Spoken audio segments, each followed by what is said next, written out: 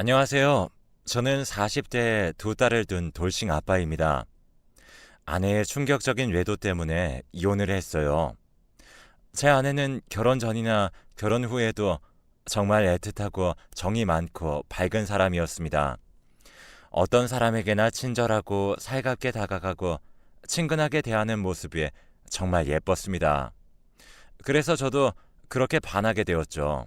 신혼 시절에는 정말 아낌없이 사랑을 하며 행복하게 지내던 중 정말 축복처럼 첫째 딸이 저희에게 찾아왔습니다. 첫째다 보니 서툴렀던 점이 있었지만 우여곡절 끝에 첫째는 정말 바르고 착하고 똑똑한 아이로 자랐어요.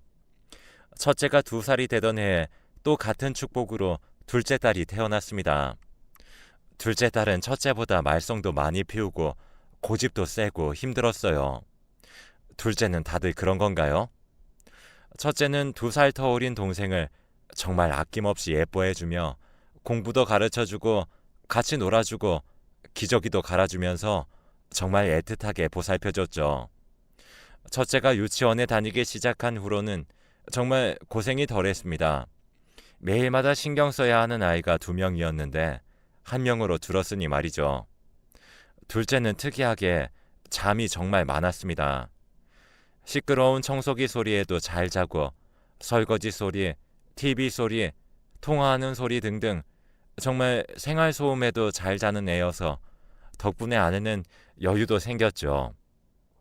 육아 때문에 힘들어서 그런지 저희 부부는 애가 생긴 후로는 신혼 시절의 달달함이나 설렘은 온데간데 없어졌지만 그래도 아직은 서로 사랑했습니다. 첫째가 유치원에 간 지 2년이 지나고 둘째도 이어서 유치원에 들어갔을 시절 아내는 저에게 아르바이트를 하고 싶다고 했습니다. 제가 혼자 회사 생활을 하며 돈을 버는 모습이 힘들어 보여서 본인도 살림에 보탬이 되고자 근처 마트에서 캐셔를 하고 싶다고 하길래 그러라고 했습니다. 첫째와 둘째 모두 등원시키고 난 후 12시부터 3시까지 일을 하기로 했지요. 그러한 일상이 반복되자 저희 부부는 전보다 애정 표현도 줄어들고 그냥 같이 사는 평범한 부부처럼 변해버렸습니다. 아내가 일을 시작한 지 3개월쯤 지났을 무렵 아내는 근무 시간을 늘렸다고 했습니다. 12시부터 3시까지였던 근무 시간은 5시까지로 늘어났어요. 유치원 하원 시간도 맞벌이 부부라고 하니 6시에 하원하기로 했습니다. 전보다 훨씬 밝아진 아내를 보니 일의 적성에 맞고 재밌다고 느끼는 것 같아 저도 기분이 좋아졌습니다. 그런데 아내가 급격히 밝아진 이유는 따로 있었습니다. 때는 한가로운 목요일 점심시간. 아내와 오랜만에 같이 즐거운 점심 식사를 하기 위해 아내의 직장으로 찾아갔습니다. 하지만 마트에는 아내가 보이지 않았고 둘러보았지만 마트 창고에서 익숙한 아내의 목소리가 들려서 가보았습니다. 그곳에는 저와 나이가 비슷해 보이는 남자와 아내가 함께 팔짱을 끼며 대화를 하고 있던 거였습니다. 저는 너무 놀랐지만 침착하게 그 현장을 사진으로 남겨두고 회사로 돌아갔어요. 그리고 다음날 금요일에 연차를 내고 아내의 직장으로 따라가 지켜보았습니다. 아내는 출근을 하고 가끔은 점장과 웃으며 대화도 하고 어깨도 툭툭 치고 팔짱도 끼고 눈빛을 주고받았습니다. 저는 이 정도는 별거 아닐 거라고 생각하며 자기 합리화를 했습니다. 그런데 아내를 지켜보던 중 아내가 3시에 퇴근을 하더라고요. 분명 5시까지 일을 한다고 했지만 왜 3시에 퇴근하는지 의문이 들어 계속 쫓아갔습니다. 아내는 자연스럽게 우리 집이 아닌 한 아파트로 들어서며 어떤 집으로 들어갔습니다. 뒤이어 점장이라는 사람도 그 집으로 들어가더라고요. 여기서 아내가 바람을 피고 있다는 게 확신이 들어 택배 기사인 척 벨을 누르고 문을 열 때까지 기다렸습니다. 그때 아내가 문을 열고 저를 보자 놀라면서 뒷걸음질을 치더군요. 뒤에서 점장이라는 사람이 자연스럽게 자기야, 뭐야? 라며 제 아내를 부르는 것이었습니다. 저는 그 즉시 아내를 밖으로 끌고 나와서 물어봤어요. 아내는 솔직하게 말하더군요. 일을 시작했을 때부터 잘해줬고 잘 챙겨주던 사람이어서 정이 가다고 했습니다. 저는 화가 나서 아무 말도 못한 채 계속 듣고 있었습니다. 아내는 정말 미안하다며 오랜만에 느껴보는 설렘이라 잠깐 흔들린 것 같다고 했고 다시는 바람 안 피우겠다고 사과를 하며 빌었습니다. 하지만 전 이혼을 하고자 했지만 아내는 제 딸들을 봐서라도 한 번만 봐달라며 애원했습니다. 아직 유치원생인 애들을 생각하면 정말 눈물이 나고 기가 막혔죠. 여자애들이라 엄마 손도 타야 하고 아빠보다 엄마를 더 원할 것이라고 생각해서 아내를 위해서가 아닌 아이들을 위해서라도 한번 봐주기로 했습니다. 아내는 정말 고맙고 미안하다며 그 마트는 일을 그만두고 다시 전업주부로 돌아왔어요. 그렇게 다시 아무 일 없었다는 듯이 아내는 저에게 잘해주며 애정 표현도 해주었습니다.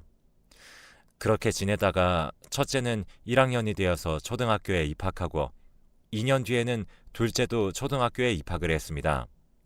어렸을 때부터 첫째와 둘째는 성격이 정반대여서 늘 담임 선생님과 상담을 할 때도 정반대였습니다. 첫째는 항상 반장을 하고 공부도 정말 잘하고 친구들과 선생님도 잘 도와준다고 하였고 둘째는 항상 약간 반에서 소란을 일으키지만 분위기 메이커라 반 친구들과 안 친한 애가 없을 만큼 친화력이 좋은 아이였지만 공부하는 거리가 정말 먼 아이라고 하였습니다.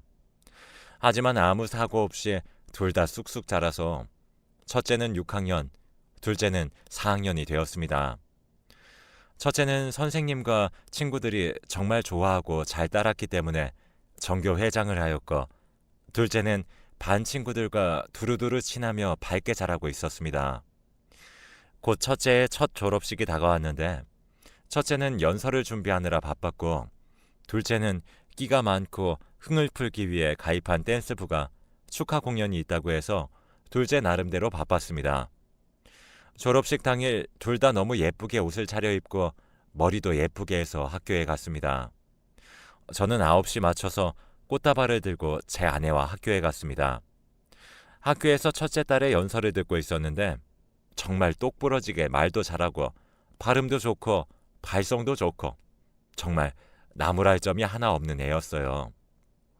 아빠로서 잘해준 거 하나도 없는데 저렇게 잘 자라준 첫째가 너무 기특하고 고맙고 미안한 마음이 섞여 왈칵 눈물이 쏟아졌지만 아내가 달래줘서 금방 멈췄습니다. 이래서 딸바보 하나 봅니다. 곧이어 둘째 딸의 축하 공연을 보았는데 아이돌 못지않은 춤 실력과 표정이 정말 행복해 보였습니다. 당당히 무대 정가운데에 서서 화려한 춤을 추는데 어찌나 예뻐 보이던지 동영상도 찍고 호응도 해줬습니다. 여차저차 졸업식이 끝나고 네 식구 다 같이 밥을 먹으러 갔습니다. 밥을 먹으며 두 아이에게 장래 희망을 물어보자 첫째는 국회의원이 되고 싶다고 하였고 둘째는 가수가 하고 싶다고 했습니다. 초등학생 때부터 자신의 미래 직업을 정한 게 너무 기특해서 저는 할 수 있는 최대한으로 도와주기로 했어요. 학원도 다니게 해주고 원하는 걸 다 사줬습니다. 그러다 보니 애들도 본인이 원하는 방향으로 잘 흘러갔고요. 어느덧 세월이 흘러 둘째도 졸업하고 첫째는 중3, 둘째는 중1이었는데 그때도 첫째는 전교회장이었고 둘째는 댄스부였습니다. 첫째는 무사히 졸업식까지 하고 인문계로 진학해 더욱 공부를 열심히 했습니다. 둘째는 본인의 장래 희망에 맞게 특성화고에 가고 싶다고 하여 졸업하고 특성화고로 진학했습니다. 첫째는 인문계라 별 탈 없이 잘 지냈습니다. 둘째의 학교에서는 1학년은 학기에 2번씩 학부모 상담이 있다고 하여 자주 상담을 하였습니다. 둘째 딸과 현재 진학 중인 과와 적성이 맞는지, 학교 생활이 어떤지, 나중에 취업하려면 뭐가 필요한지 등등 여러 가지를 알려주셨습니다. 그때마다 아내는 학교에 상담하러 갔죠. 둘째의 담임 선생님은 제 또래의 남자 선생님이었습니다. 본격적인 사건은 이제 시작됩니다. 제 아내는 학기에 2번씩 학교에 가서 선생님과 상담을 하고 집에 돌아오는데 가끔은 아내가 먼저 선생님께 전화를 해서 상담을 하고 싶다고 하여서 학기에 3번 또는 4번을 상담하곤 합니다.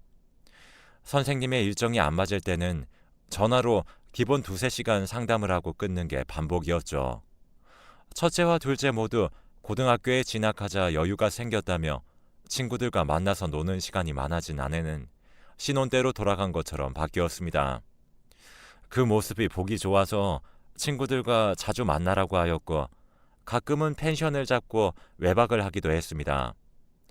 놀러 갔다 와서 정말 재밌었다면서 저에게 있었던 일을 계속 얘기해 주는데 정말 한없이 맑고 순수해 보였습니다. 아내가 기분 좋으니 저도 좋아지고 가정 분위기도 좋아져서 자주 보내줬습니다. 하지만 어느 날 아내의 자켓 주머니에서 영수증을 발견했습니다. 그 영수증은 주유소에서 사용한 것이었어요. 그날은 가평에 간다고 하고 친구들과 여행을 간 날이었습니다. 하지만 그 주유소는 평택에 위치한 주유소였죠. 아내한테 이게 뭐냐고 물어보자 아내는 말을 더듬으며 친구가 버려달라고 했는데 깜빡했다고 하며 별거 아니라고 둘러댔습니다. 전에도 이런 경험이 있던지라 설마 또 바람을 피고 있는 것일까 생각하다가도 아이들을 봐서 용서해 주었는데 그럴 리 없을 거라 생각하면서도 한편으론 불안했습니다. 하지만 너무 의심하지 말자며 자기 합리화를 하고 지냈죠. 그때 2학기 말이어서 상담이 잡혀있던 터라 이번엔 아내가 가려는 걸 막고 제가 대신 갔습니다. 학교에 가자 담임 선생님께서는 당황한 기색을 보이시며 오늘은 어머님이 많이 바쁘신가 봐요? 라고 물었습니다. 그때 눈치 빠른 저는 무언가 낌새를 눈치챘지만 둘째에 관해 상담을 하고 깊은 이야기를 나누고 집에 돌아왔습니다. 아내는 선생님 안부를 물어보며 별말 없었냐고 물어보았습니다. 저는 눈치를 챘지만 모르는 척 잘 넘어갔고 아내가 자고 있는 사이에 아내의 핸드폰을 몰래 보았습니다. 아내는 신혼 때부터 핸드폰을 잠궈두지 않았지만 아내의 폰은 굳게 닫혀 있었습니다. 그 후로 아내가 잠금 화면을 해제하는 것을 여러 번 엿봐서 외운 후 풀어보았더니 정말 가관이었습니다. 갤러리에는 둘째 아이 담임 선생님과 함께 찍은 사진과 카톡에서는 둘이 은밀한 암호로 프로필을 해두었습니다. 대화 내용을 보았더니 이미 둘은 가까운 사이여서 반말을 하고 있었고 저번 상담에 왜 안 왔냐고 하며 제가 와서 싫었다는 등 애틋한 마음을 표현하고 있었던 것이었죠. 아내는 이런 사실을 숨긴 채 저와 생활하고 있었던 것이고요. 갤러리에 함께 찍은 사진의 날짜를 봤더니 그때 그 영수증의 날짜에 찍힌 친구들과 여행을 간다고 했던 그날이었습니다. 저는 크게 충격을 받아 언제부터 만났는지 찾아보았어요. 1학기 2번째 상담 때 가까워지고 상담을 핑계로 자주 만났던 모양입니다. 가끔 전화도 하고 만나다 보니 둘은 사랑에 빠져서 그렇고 그런 관계가 된 거죠. 정말 착잡한 기분이 들었고 저는 여행 갔다 오라고 부추긴 게 바람을 피우게 도와준 것만 같아서 저 자신을 원망했습니다. 3일간 혼자서 마음을 정리하고 다 큰 딸들에게도 만약에 엄마와 아빠가 헤어지면 누구에게 갈 거냐고 물어보면서 다 마음 정리를 했습니다. 정리를 마치고 아내에게 이혼 서류를 내밀었고 아내는 미안하다며 다 본인 잘못이라고 하면서 도장을 찍어줬습니다. 아내와의 생활을 청산하고 저와 제 2딸은 학교 때문에 그다지 멀지 않은 집에 이사를 오게 되었습니다. 딸들은 군소리 없이 잘 따라주어서 정말 기특하고 고마웠습니다. 딸이라 엄마 손이 필요할 때도 있었지만 딸들은 스스로 서로 의지해가며 살아가는 모습이 정말 예뻤습니다. 딸들은 엄마가 없다는 사실을 부끄러워하지도 않고 화도 내지 않았고 조용하게 각자 할 일만 하다가 살다 보니 벌써 첫째 딸이 대학생이네요. 아름답고 꽃 같은 학창 시절을 엄마 없이 보내게 한 게 제 잘못 같네요. 여러분은 바람 피웠다고 절대 봐주지 마세요. 한 번이 어렵지 2번은 쉽다는 걸 뼈저리게 느꼈습니다. 지금 아내는 그 선생과 살림을 차려서 잘 살고 있는 것 같아요. 전 아내가 정말 밉지만 제 딸을 낳아준 건 정말 고맙고 예쁘게 키워준 건 잊지 못할 것 같네요. 그 후 저는 혼자 일을 하며 살아오고 있었습니다. 2딸 모두 대학교에 가고 점차 자리를 잡아갈 때쯤에 첫째 딸이 취미라도 가지면 어떠냐고 해서 여러 가지를 해보던 중 수영에 점점 빠져들었습니다. 취미로 수영을 하며 지루하던 일상이 수영 하나로 밝아지고 완전 뒤바뀌었습니다. 주말에는 생활 패턴도 각기각색이었는데 수영하면서 생활 패턴도 자리를 잡아갔고 무엇보다 몸이 개운해지고 가벼워지는 걸 느꼈죠. 그런 날이 반복되고 저는 꾸준히 수영을 하며 살아갔습니다.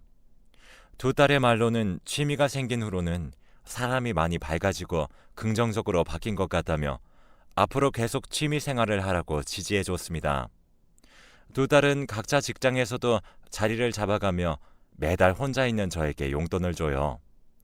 저도 회사 생활을 하면서 모아둔 돈이 있고 매달 들어오는 월급 덕에 부족하진 않게 살았습니다. 저는 항상 매주 4번 월, 수, 금, 토 수영을 하였지만 수영을 하지 않는 날에는 지루하게 일상을 보냈습니다. 그래서 취미를 하나 더 늘리고자 했어요.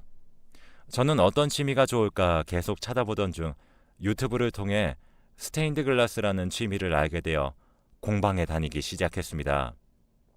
수영은 몸 전체를 사용하는 거라 체력이 많이 들었지만 스테인드 글라스는 앉아서 손만 움직이는 거라 그다지 힘들지 않았죠. 작은 유리들로 조그마한 작품을 만들며 재활용도 하고 인테리어도 하고 취미도 늘리고 그야말로 일석삼조네요. 공방에 다니면서 만든 작품을 2딸 집에 선물하기도 하고 주변 지인들께 나눠줬을 때 기뻐하는 모습을 보면 어찌나 뿌듯한지 모르겠습니다. 적성에 맞는 취미를 찾아서 좋았습니다. 비록 몸은 힘들었지만 수영과 스테인드 글라스는 꾸준히 해왔어요. 공방에 다닌 지 3개월쯤 지났을 때 가르쳐 주시는 선생님께서 이번에 다음 수업에서 새로운 수강생이 온다고 하였습니다. 제가 듣는 수업의 사람들은 정말 정겹고 착하고 마음이 따뜻하신 분들밖에 없으셔서 같이 있으면 마음이 편해집니다. 그래서 이번에는 어떤 사람이 올까 하는 마음으로 설렘 반 기대 반으로 다음 수업을 기다렸습니다. 대망의 다음 수업날 가서 자리를 잡자 어디선가 익숙한 얼굴이 들어오더라고요. 바로 제 전 아내의 남편이자 둘째 딸의 중학교 담임쌤이었습니다. 저는 보자마자 황당하고 놀라서 그대로 얼어버렸습니다. 그분도 절 알아보고는 아무 말도 못했습니다. 다른 분들은 원래도 착하셔서 새로 오신 분을 반갑게 환영하며 친하게 지내는 듯이 보였습니다. 그분도 같이 웃고 떠들며 친하게 지내려는 모습이었죠. 물론 절 제외하고서 말이죠. 저에게는 말 한마디 걸지 않았지만 계속 눈치 보는 느낌이었습니다. 수업이 끝나고 수업 반장께서 오늘 오랜만에 다 같이 신입생 환영회도 할 겸 밥을 먹으러 가자고 했습니다.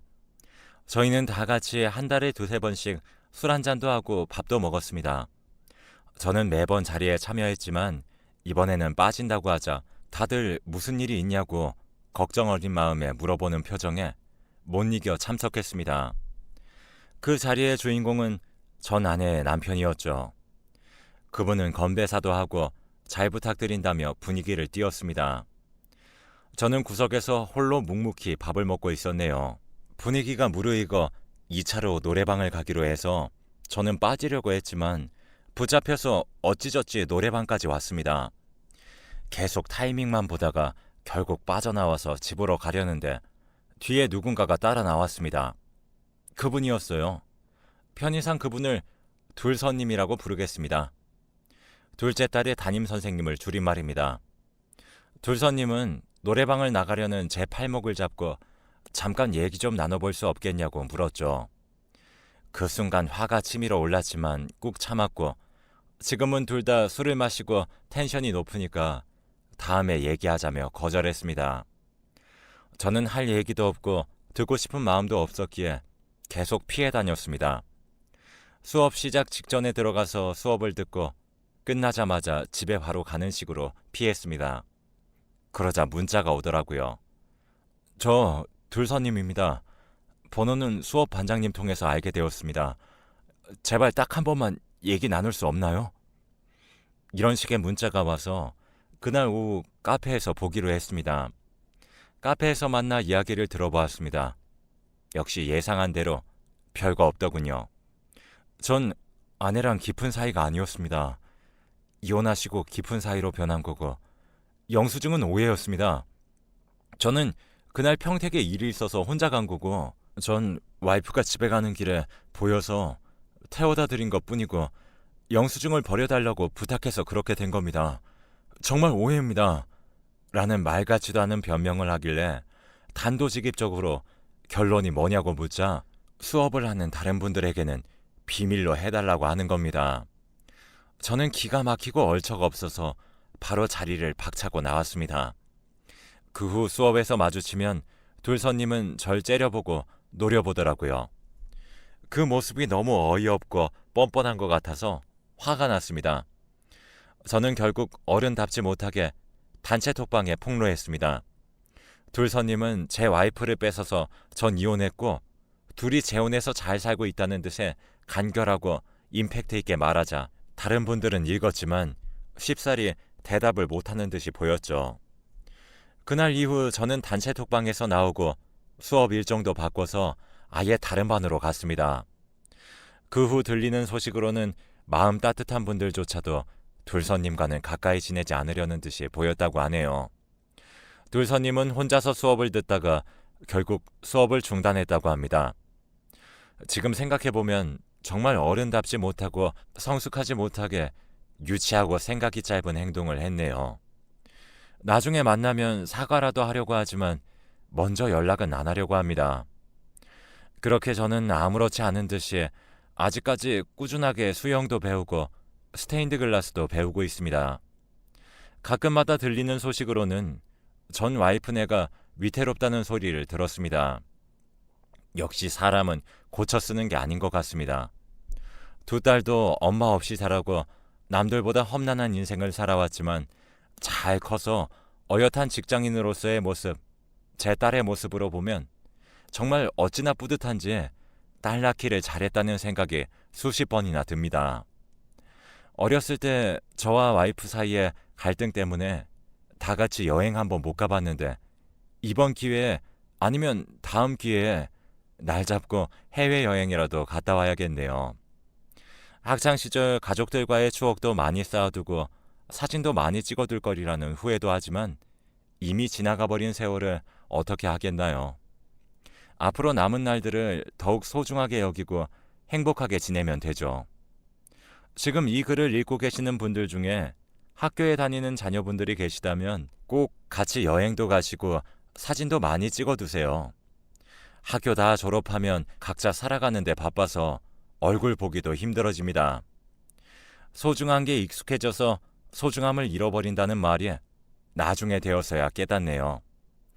내년쯤에는 다 같이 해외여행을 할 수 있는 날이 오겠죠? 저는 일도 끝나고 수영도 하고 집에서 혼자 삼겹살에 소주 한잔하면서 갑자기 옛날 생각에 끄적여 봅니다. 여기까지 두서없지만 긴 글 읽어주셔서 감사합니다. 모두 건강하시고 행복하세요.